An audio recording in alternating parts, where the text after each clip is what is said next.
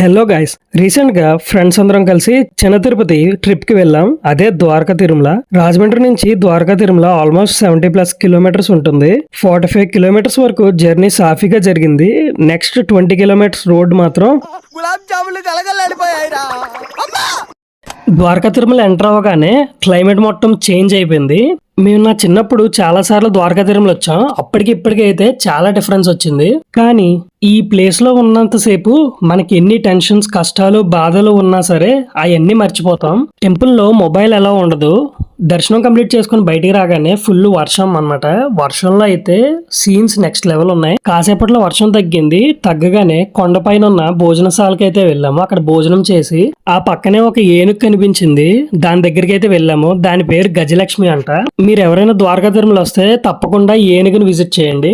మేమైతే ఇంకా ఇంటికి రిటర్న్ అయ్యాము. రిటర్న్ అయ్యే దారిలో చూడండి మా ఆవిడ స్టంట్లు. వీడియో నచ్చింది